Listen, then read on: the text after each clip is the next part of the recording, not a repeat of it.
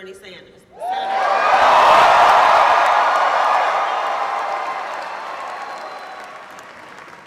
I realize that I'm the only thing standing between you and Senator Sanders, so I will be quick. I just want to tell you a quick story. A friend of mine, Marcus Farrell, we met at the Congressional Black Caucus political training. And he gave me a call a couple of weeks ago, said, I'm going to be in Louisiana with Bernie Sanders. Can you help me with some stuff? Okay, sure, Senator Sanders, no problem. Stuff, but okay, sure. Last night at the Jefferson Jackson dinner, the Democratic Party Jefferson Jackson dinner, I got a chance to meet Senator Sanders. He was in the back waiting to come out to speak, and he was in the kitchen talking to some of the staff. I waited my turn patiently, and as soon as it was my turn, I was introduced, and I stuck my hand out. I stepped forward to shake his hand. He hugged me.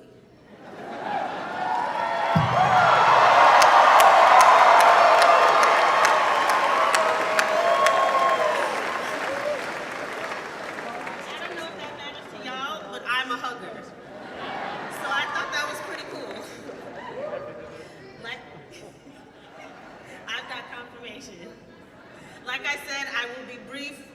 I'm done.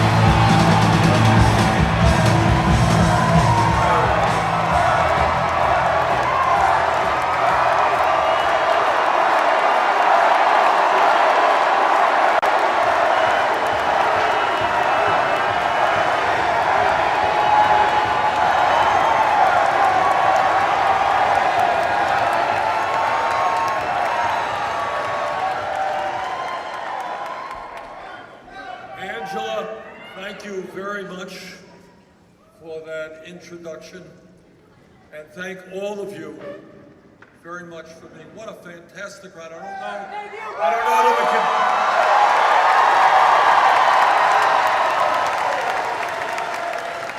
don't know that we can squeeze any more people in here. Thank you so much for coming out.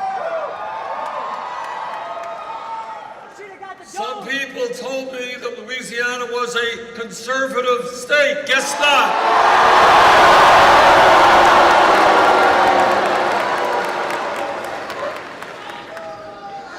Which leads me to why I am here in Louisiana tonight. And I'll tell you why.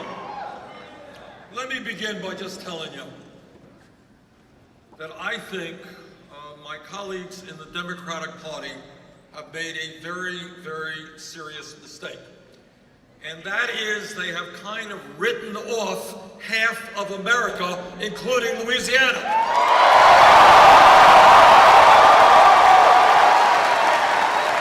And I'm here to tell you that the time is now for us to fight in 50 states in the country,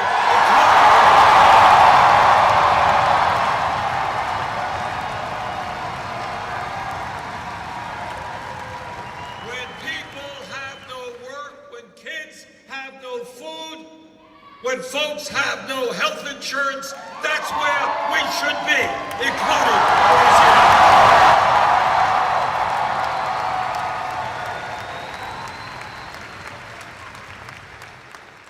I want to begin by telling you something that no other presidential candidate will tell you.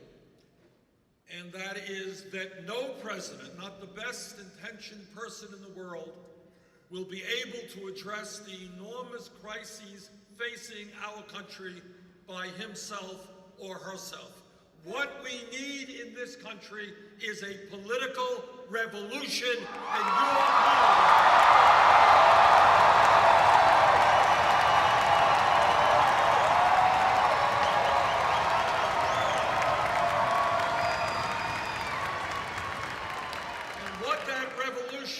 Is about is the American people from Louisiana to Vermont, from the north to the south, say loudly and clearly that this great country of ours, our government, belongs to all of us, not just a handful of billionaires.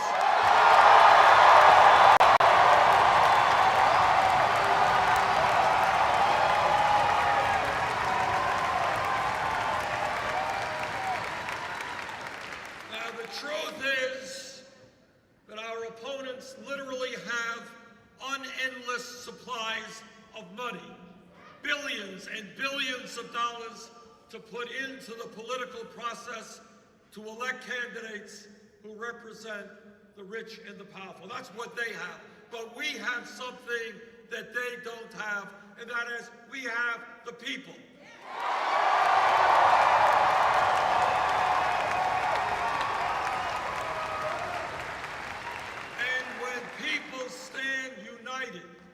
Which is the history of change in America. When people stand together and say, enough is enough, we won't accept racism, we won't accept homophobia.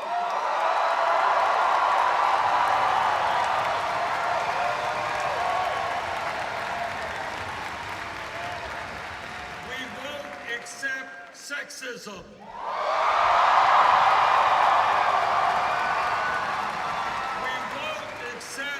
Anti-immigration hysteria.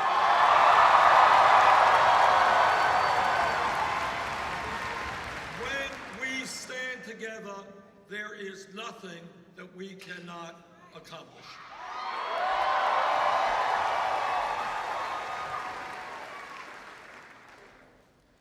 Politics in a democratic society really is not a complicated process. What it is supposed to mean is that as a democratic nation, we take a hard look at the problems facing our people, we debate them, we accept different points of view, and then we go forward in attempting to resolve them. That's it. Unfortunately, what happens today, primarily I think because of the media, politics is looked at as if it were a baseball game. How much money do you raise? How you doing in the polls? Or a soap opera, things about people's personal life. And we get deflected from the real issues. This campaign is not about Bernie Sanders. It's not about Hillary Clinton. It's not about Jeb Bush. It is about you.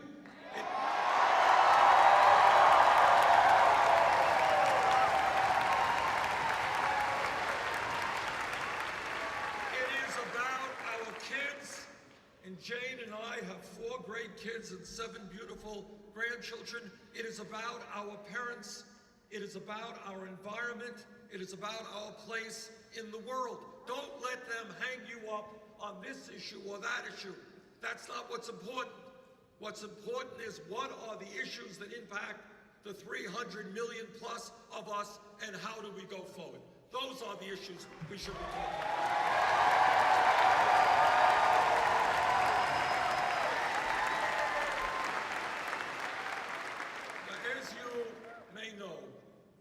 Our campaign so far is surprising a lot of people, and a lot of them.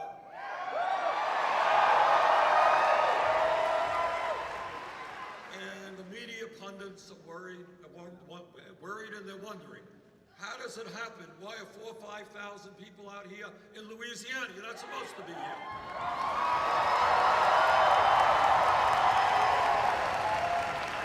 Why were 11,000 people out a week ago in Arizona, in Phoenix? And the answer, I think, is that people are catching on that there is something fundamentally wrong with the way we do economics and politics in America today.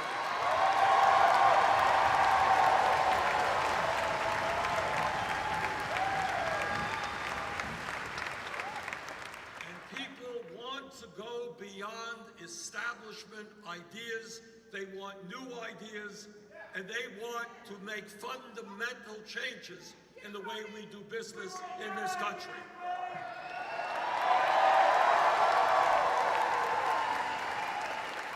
People understand that since 1985, there has been a huge redistribution of wealth in America. You know, my Republican colleagues get very nervous. They start shaking when you talk about redistribution of wealth, because all the rich guys are worried that we're going to take their money. But the fact of the matter is, in the last 30 years, there has been a huge transfer of wealth in America. The problem is, it has gone the wrong way.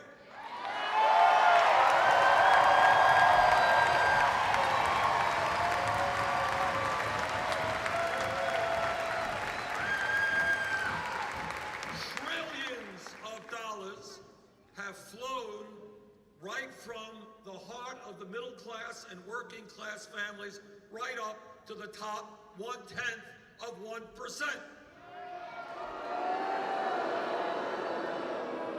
And you know what we are going to do together? We're going to reverse that flow back down.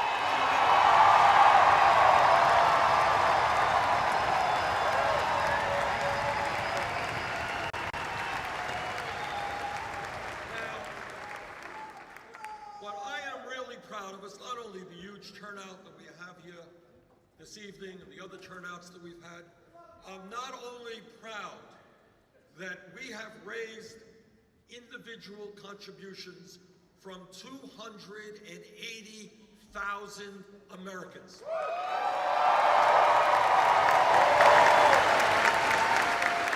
And do you know what the average contribution was?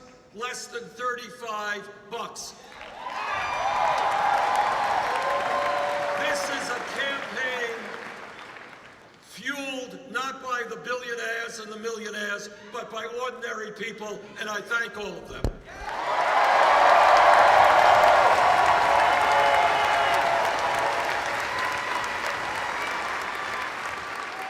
This Wednesday night, in fact, we're going to do something we think is unprecedented. We are going to have over 2,000 organizational meetings in 50 states of this country in a digital way, and I hope that Louisiana participates strongly in that.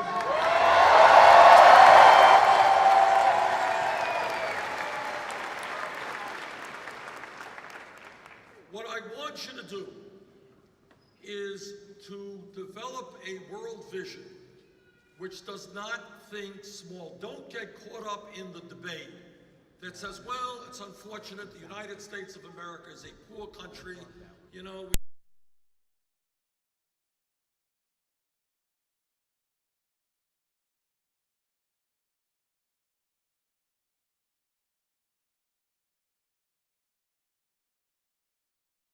We cannot accomplish.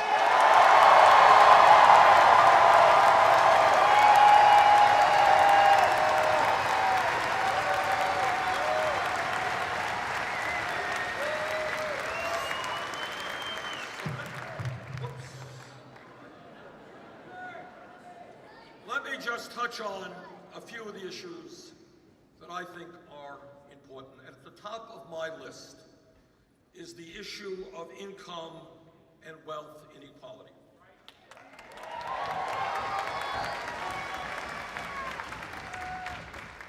Today in America, as I just mentioned, we are the wealthiest country in the history of the world, but most people don't know it.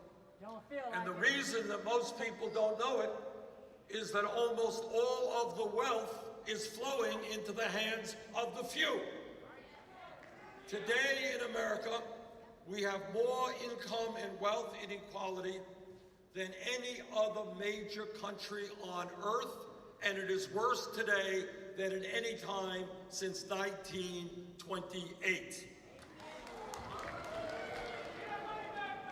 The issue of income and wealth inequality, when you think about it, when you put it on the table, is the great moral issue of our time. It's the great economic issue of our time, and it is the great political issue of our time. What do I mean by that? What I mean by that is this. Are we content as Americans to see a proliferation of millionaires and billionaires at the same time as we have the highest rate of childhood poverty of any major country on earth?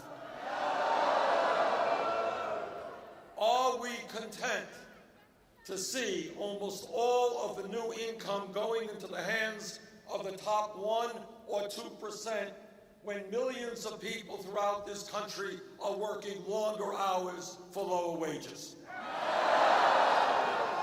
So let me be very clear. There is something profoundly wrong when the top 1/10 of 1% owns almost as much wealth as the bottom 90%.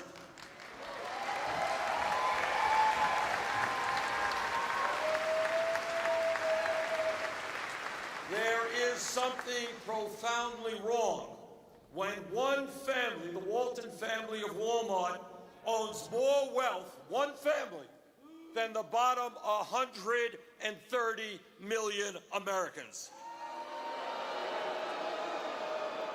There is something profoundly wrong when in the last 2 years, the wealthiest 14 people in America saw their wealth increase by $157 billion in 2 years, more wealth than is owned by the bottom 40% of the American people.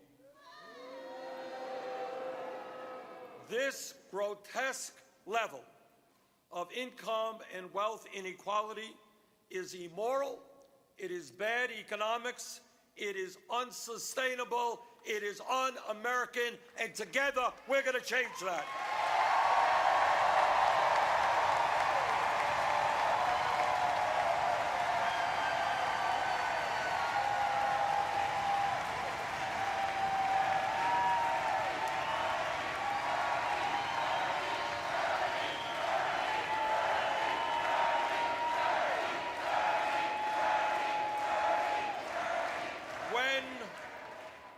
The very, very rich get much richer, and virtually everybody else gets poorer. That is a rigged economy, and that economy is going to change. We are going to create an economy that works for working families and not just the super wealthy.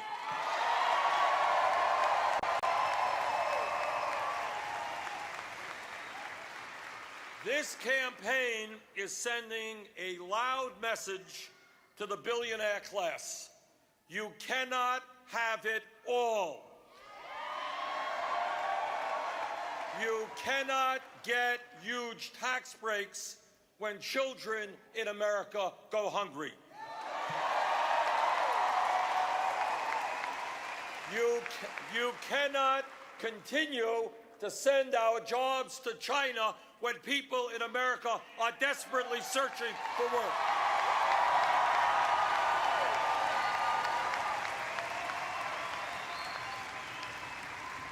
You cannot hide your profits in the Cayman Islands and in other tax havens.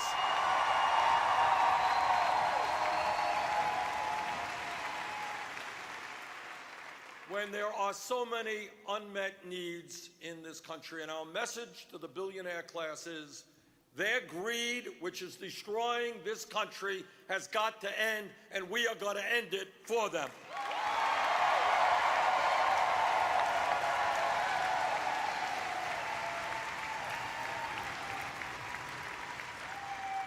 But when we talk about the economy, we are not only talking about the grotesque level of income and wealth inequality. What we are also talking about is the tragic reality that for the last 40 years, the great middle class of this country, once the envy of the entire world, has been disappearing. Despite exploding technology and increased worker productivity, median family income in this country is almost $5,000 less than it was in 1999. In other words, the middle class of this country is on the move. Problem is, we're moving in the wrong direction.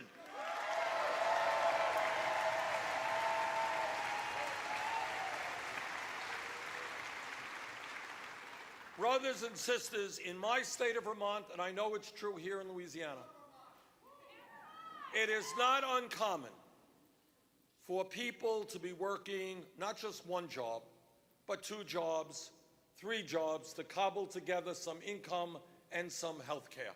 That is not what the American economy should be about. And that is what we are going to change.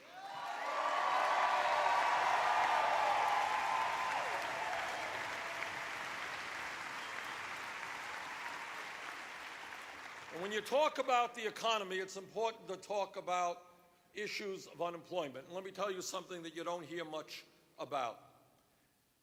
When you read the papers once a month, you get the official U.S. unemployment rate, which is now about 5.3%. That's the official rate. But what you may not know is the official rate does not include those people by the millions who have given up looking for work, and more importantly, the many millions who are working part-time when they want to work full-time. You add all of that together, real unemployment is well over 10%, not 5.3%. And the other issue I want to raise is an issue that almost nobody talks about. One of the fun things about running for president, and there are a few, is that you have the opportunity to raise issues that have just been swept under the rug. And here's one, and it's a real tragic issue. We don't talk about it at all. And that is the crisis of youth unemployment. All right, good. All right, so some of you do know something about it. And let me tell you what I mean by that. What a recent study showed is that for kids who graduated high school,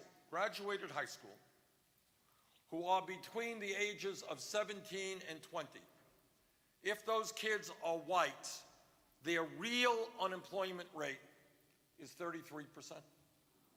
If they are Hispanic, 36%. If they are African American, the real unemployment rate for those young people is 51%. And if anybody in this room thinks there is not a correlation between the fact that we have more people in jail than any other country on earth, and that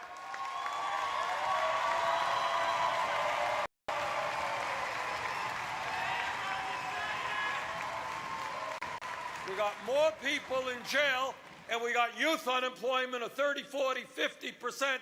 If you think there's not a correlation, you'd be wrong. And in my view, it makes a lot more sense to be investing in jobs and education for our kids.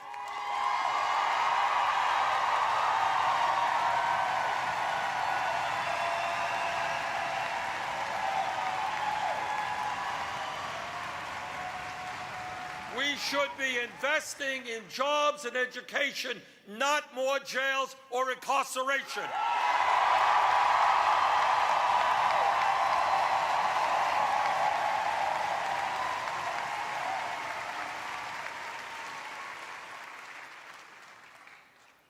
I want this country to have the distinction not of having more people in jail than any other country, but of having the best educated workforce of any other country.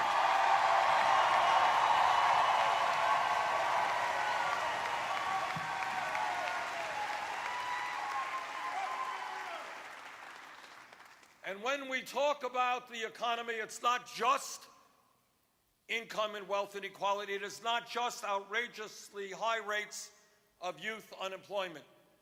It also is the fact that in Louisiana, in Vermont, all over America, millions and millions of people are working at totally inadequate wages.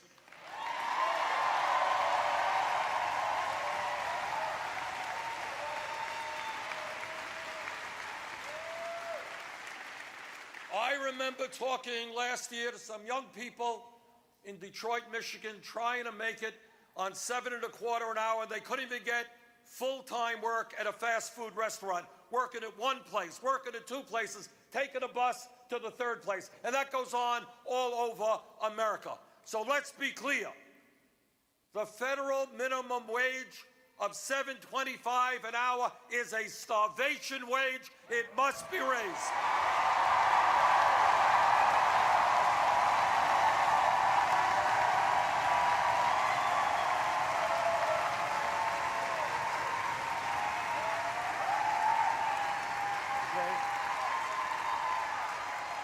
We need a minimum wage, which is a living wage, which is $15 an hour over the next several years.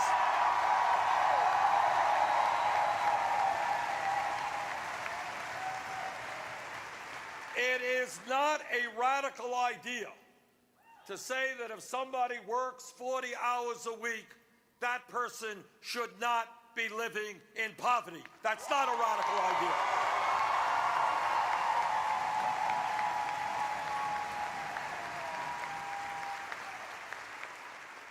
A couple of months ago, I was in Iowa, and I was talking to people at a farmer's market. A guy was telling me that at the end of the farmer's market, they take the produce that was not sold and they donate it to an emergency food shelf. And I asked him, I said, well, how many people who go to the emergency food shelf actually are working, you know? And he said 90% of the people who go to the food shelf. All over this country, you have people who are working 40 or 50 hours a week. They're not earning enough money to feed their families. That has got to change.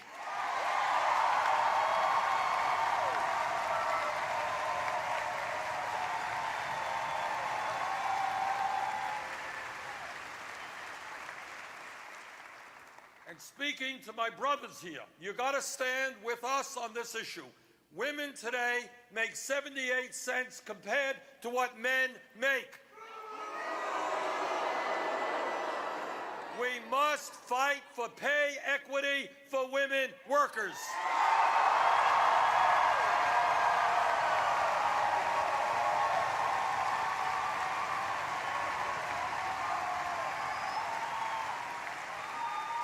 And when women earn nothing more than the same level of pay as men, we're going to take a huge chunk out of poverty, will allow families to live in dignity. Pay equity for women workers.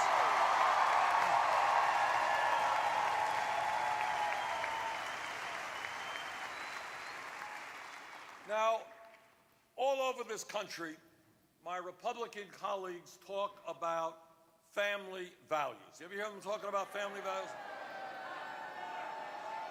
They just love families. Just love them. But all of you know what they mean when they talk about family values. This is what they mean. They say that the women of America cannot control their own bodies. I disagree.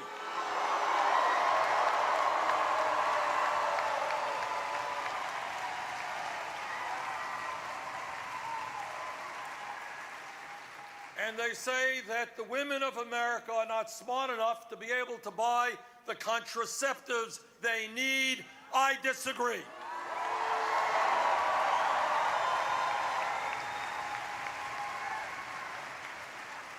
And their understanding of family values is that our gay brothers and sisters should not have the right to get married or enjoy the rights of other Americans. I disagree.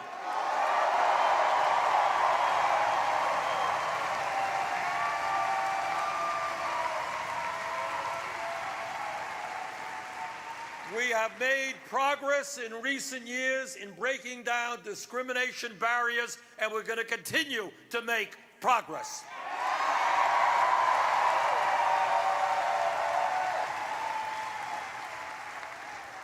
Now, as somebody, as I mentioned, has 4 kids, 7 grandchildren, and has been married for 27 years, I believe in family values. They're just a little bit different than my Republican colleagues.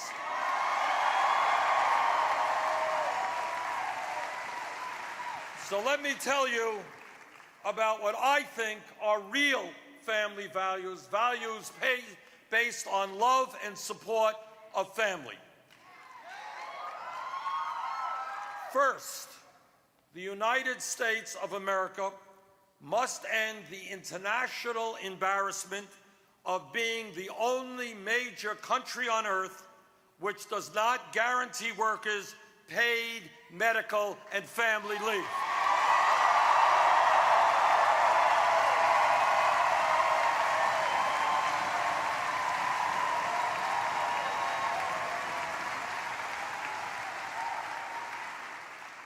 Now, let me tell you why that is a family value. Because today, in Louisiana, in Vermont, and all over America, women are having babies. It's a good thing. And it's an especially good thing for the babies who are being born. It's a big day for them, too. But here's the thing, in a very serious tone.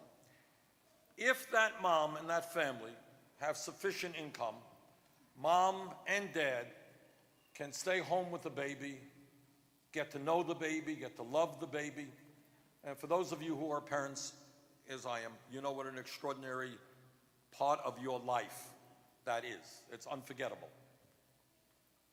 If that family has money, mom, dad can stay home for weeks and months. If that mother does not have sufficient income, she is forced to go back to work in 3, 4, 5 days, separated in this momentous hour of her life from her offspring. That is not a family value.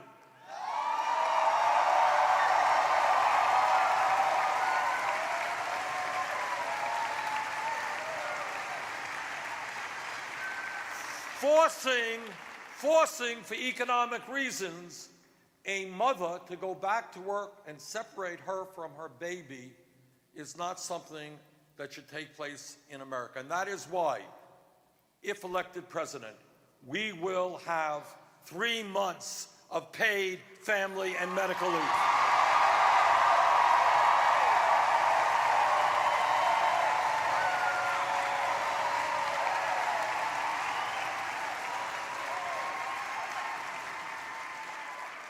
The United States is also the only major country on earth that does not guarantee paid sick leave. Now, I don't know about you, but I travel around a lot and I go to a lot of restaurants, and I would very much prefer not to have somebody who has the flu or some contagious disease handling my hamburgers.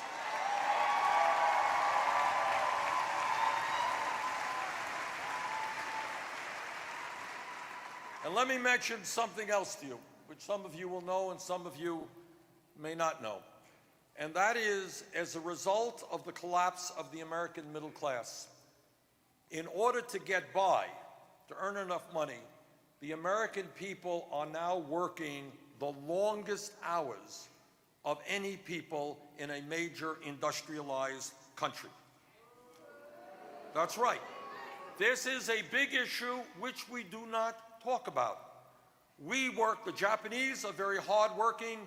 We work 137 hours a year more than the Japanese, 260 hours a year more than the British, and we work a hell of a lot more than the French. God bless the French.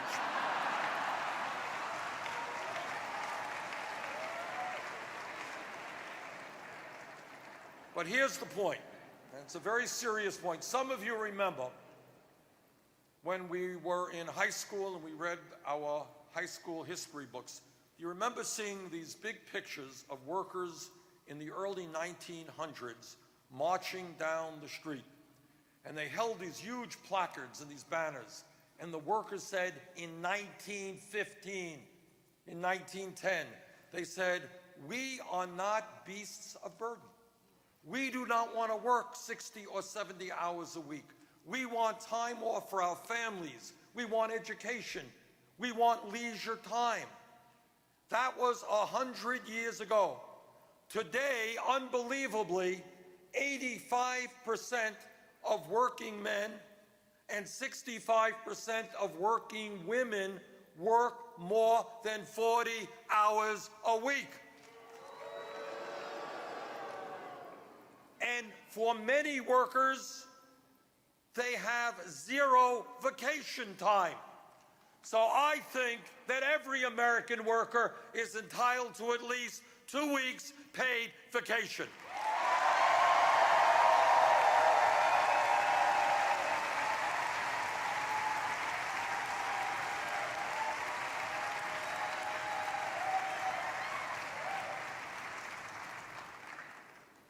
When pollsters go out and they call you up on the phone and they say, "What's on your mind?"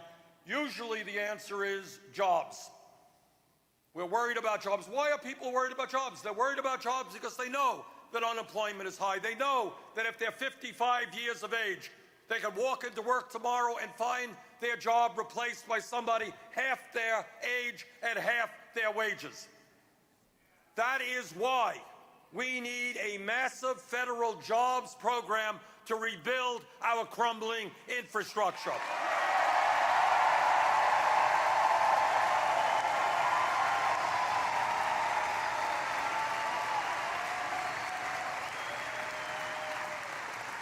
Our roads are crumbling. Our bridges are crumbling.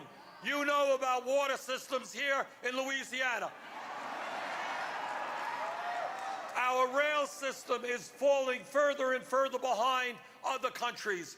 If we invested $1 trillion over a few years, we could create 13 million decent-paying jobs, and that's what I want to do.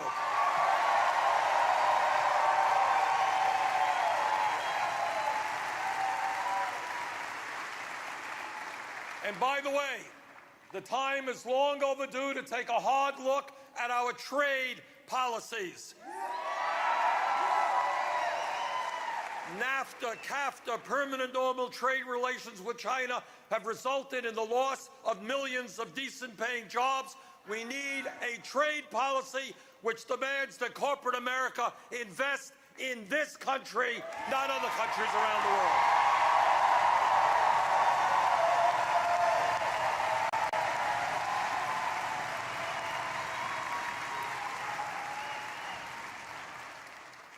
And when we use terms like greed and recklessness and illegal behavior, these are just a few words to describe the crooks on Wall Street.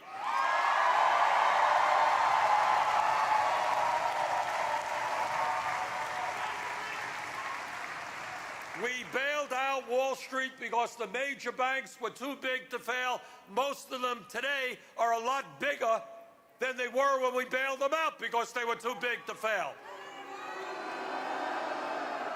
We need to bring back Glass-Steagall legislation.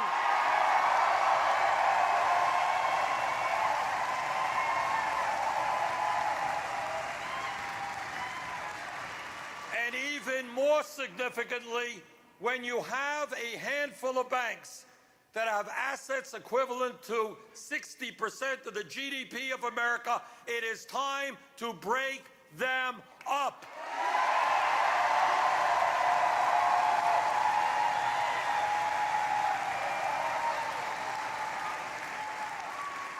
If a bank is too big to fail, that bank is too big to exist.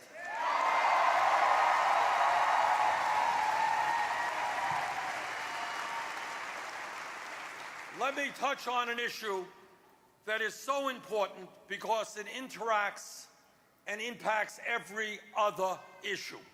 As some of you know, as most of you know, 5 years ago, the United States Supreme Court made one of the most disastrous decisions in the history of our country. By a 5-4 vote, the Supreme Court said to the billionaire class, they said, "Okay, guys, you already own much of the economy. we're going to allow you to buy the United States government, and that is what they are doing right now.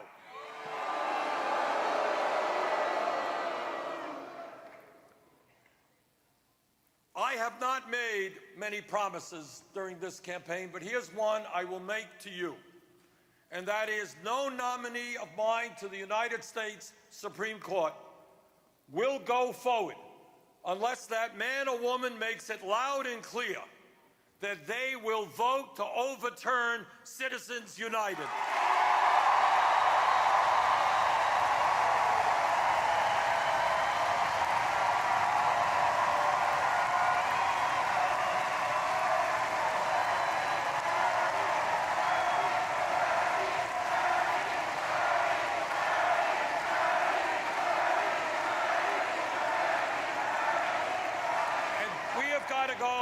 We have got to go even further than overturning Citizens United. I want to see this country have a strong and vibrant democracy. I want to see us have one of the highest voter turnouts in the world, not one of the lowest voter turnouts. And I want people in this room and people who have different points of view, I want them to be able to run for political office without having to beg wealthy people for campaign contributions.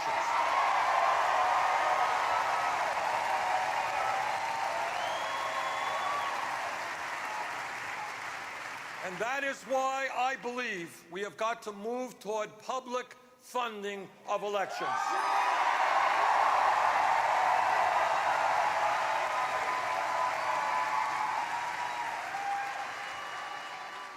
In this election cycle alone, the Koch brothers, the second wealthiest family in America,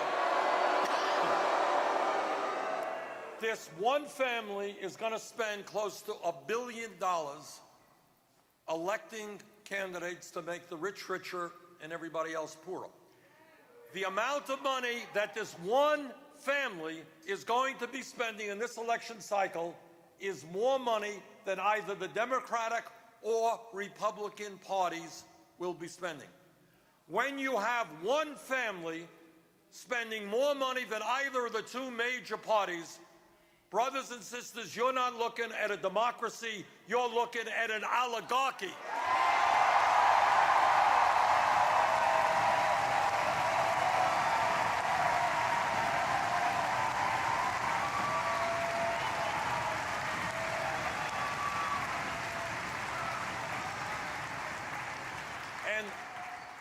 One of the crucial fights of this campaign is to do everything that we can to defeat this oligarchic trend and maintain a strong and vibrant democracy for our country.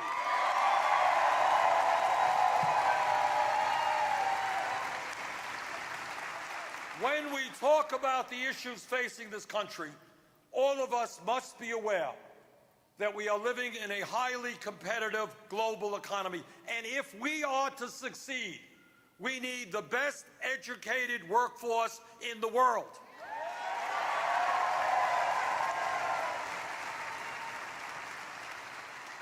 It is incomprehensible to me that in America today, we have hundreds of thousands of bright young people who want to go to college, who want to be doctors and scientists and engineers, but they can't go to college because their family lacks the income.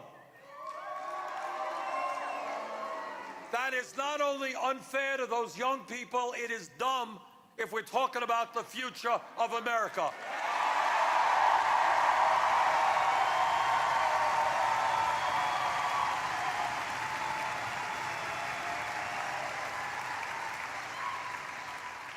And that is why I have introduced legislation which would make every public college and university in America tuition free.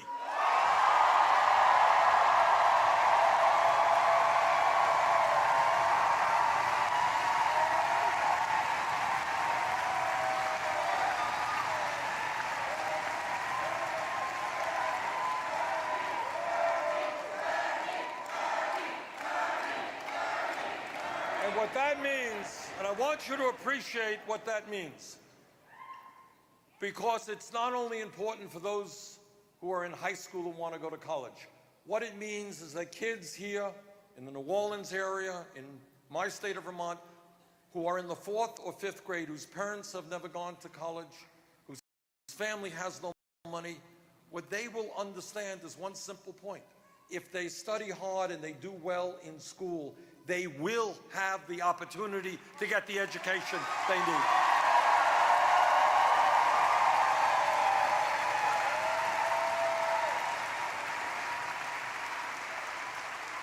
And there's another issue, and I am not insensitive to the fact that I am in Louisiana, where there's a lot of fossil fuel. But let's be frank about another issue. And that is, in terms of climate change, the debate is over.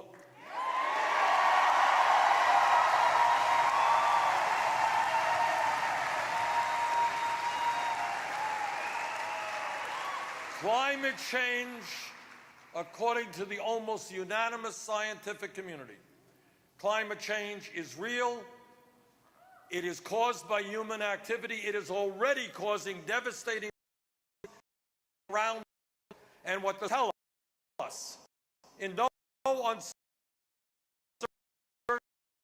terms is if we do not get our act together, the future of this planet will be very, very dangerous.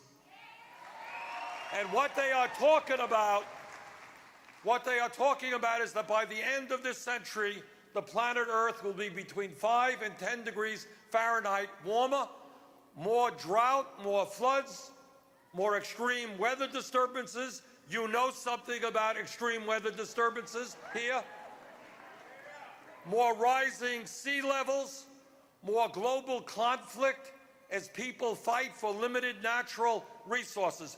We have the moral responsibility to lead the world in transforming our energy system away from fossil fuel.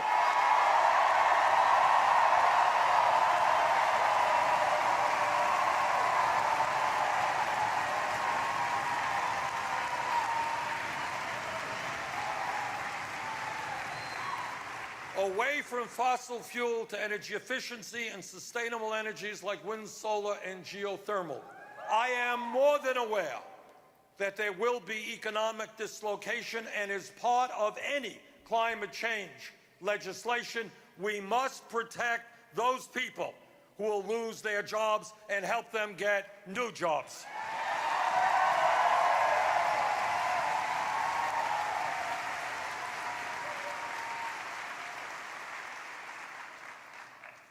Some of you know and some of you don't that there is one major country on earth that does not guarantee health care to all people as a right.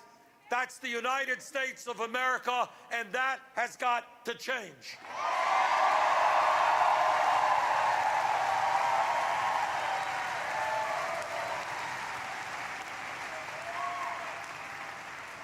I live in Burlington, Vermont. It's about an hour away. We got a few Burlingtonians here, okay. It's an hour away from Canada. In Canada, everybody has health care.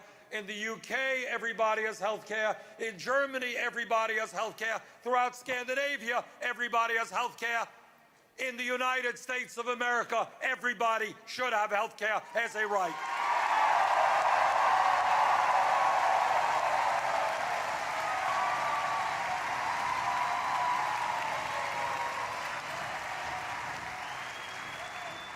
And that is why I believe in a Medicare for All single-payer program.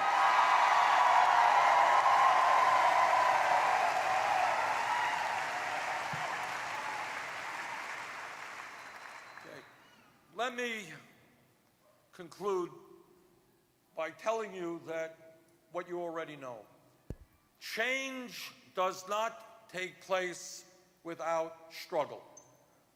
Frederick Douglass, the great abolitionist, said freedom is never given to anybody, it has to be struggled for. And we should be very proud that in the last many years, we have made great progress in civil rights, in women's rights, in gay rights, in disability rights. But all of us know the struggle continues.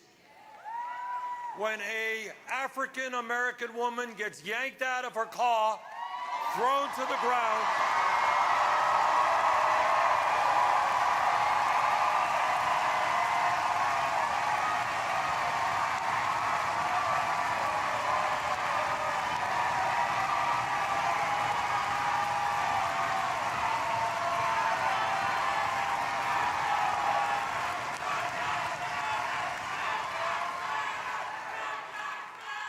when that happens, and when we all know that would not have happened to a middle-class white woman, we know that we need some serious change in criminal justice in this country.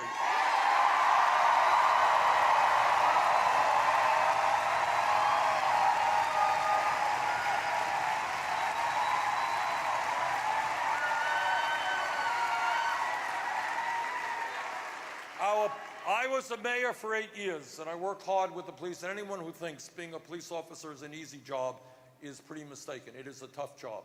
But what we have got to do, that's right, police officers deserve a lot of support.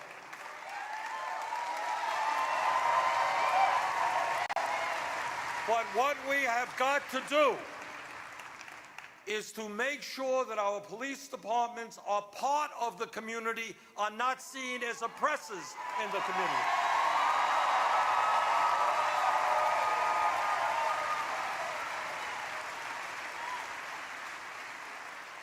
We have also got to work hard to make sure that non-violent offenders are not locked up and are seeing their lives destroyed.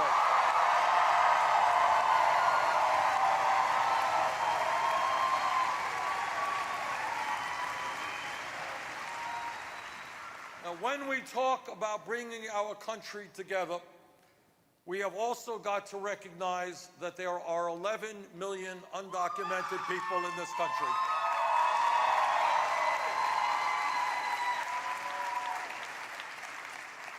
And our job is not to demonize them, not to make racist comments about them, but to provide them with a path toward citizenship.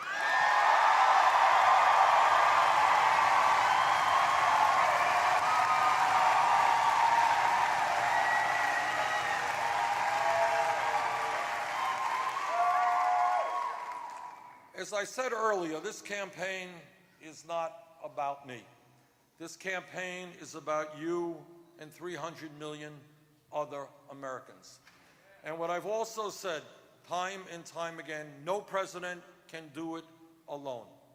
We need a grassroots political movement of which I hope you will become part of.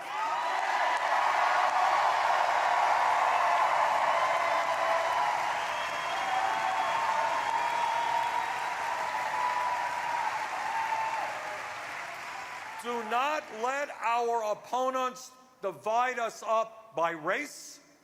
Do not let them divide us up by sexual orientation. Do not let them divide us up by gender or by the country of our origin.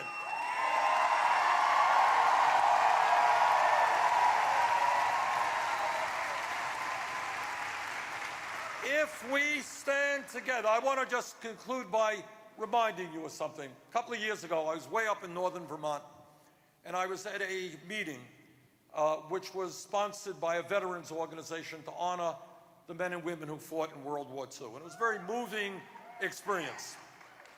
And by the way, when we talk about issues, as the former chairman of the Senate Veterans Committee, I hope you all agree with me that we are never going to balance the budget on the backs of the men and women who put their lives on the line to defend us.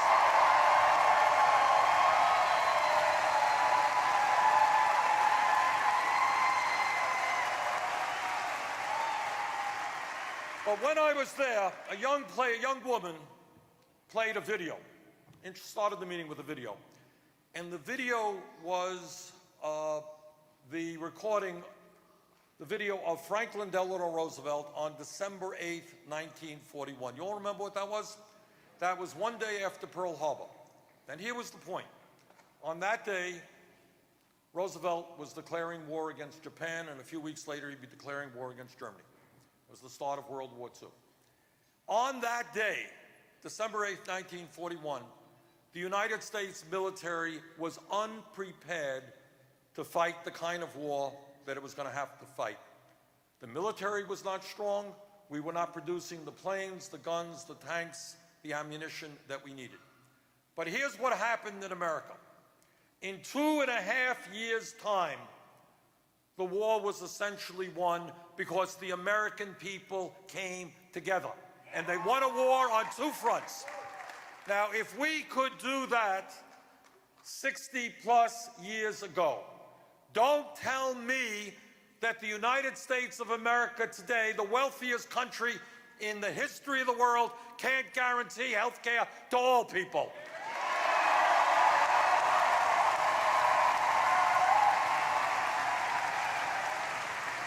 Don't tell me that when mom and dad go to work, they can't know that their kids are in the best child care system in the world.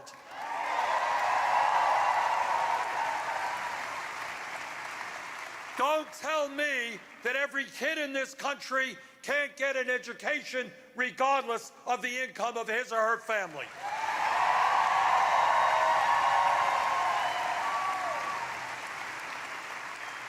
Don't tell me that we can't expand Social Security so that all of the elderly and the disabled have at least a minimal standard of living to exist on.